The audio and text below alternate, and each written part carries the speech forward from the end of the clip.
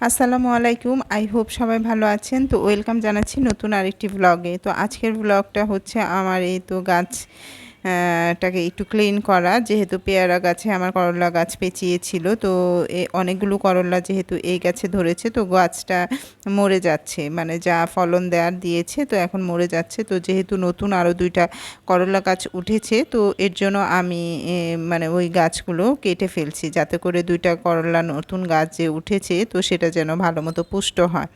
তো এই তো এইভাবেই আমি গাছপালা ক্লিন করে দেন আরেকটা নতুন গাছ লাগিয়ে দিই।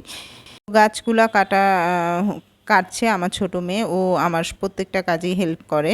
তো গাছ যেহেতু যে করলাগুলো আমার পেকে গিয়েছে, তো সেই করলা বিচিগুলো আবার রেখে দিয়েছি, তো সেটা এখানে বুনে দেব। এই পেয়ারা গাছের যে আমার টবটা আছে, তো সেটার মধ্যে আমি বুনে দেব। তো দেখতেই পাচ্ছেন 2টা নতুন আবার করলা গাছ উঠেছে। তো মাশাল্লাহ এই গাছ থেকেও দেখা যাবে ইনশাল্লাহ আমার করলা ধরবে। তো এই তো বিচিগুলো এখন দিচ্ছে, রাওনাক তার সাথে হেল্প করছে, রেহার সাথে। তো 2 বোন মিলে এই করলা গাছ লাগাবে আর কি। তো দেখেন এই মাটিগুলো একটু আগলা করে দিচ্ছে, যাতে করে বিচিগুলো ভিতরে ঢুকে যায়।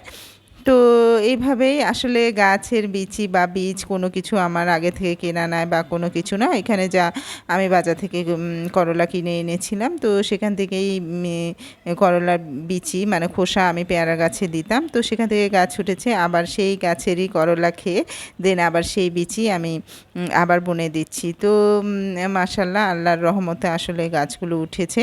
তো সবার যদি ভালো লেগে থাকে আমার এই কাজকর্মগুলো, তো অবশ্যই লাইক কমেন্ট শেয়ার করবেন। তো সবাইকে অসংখ্য ধন্যবাদ। আর আরেকটা গাছ লাগাবো, তো সেটা নেক্সট ভিডিওতে হয়তো বা আমি আপনাদেরকে শেয়ার করব। তো সবাই ভালো থাকবেন আর বেশি বেশি গাছ লাগাবেন। তো বারান্দায় কিন্তু ইচ্ছে করলেই আমরা কিন্তু এরকম ছোট ছোট গাছ লাগিয়ে দিতে পারি এবং দেখতেও কিন্তু ভালো লাগে। তো সবাই ভালো থাকবেন, সুস্থ থাকবেন, সেই কামনাই রইল। আল্লাহ হাফিজ।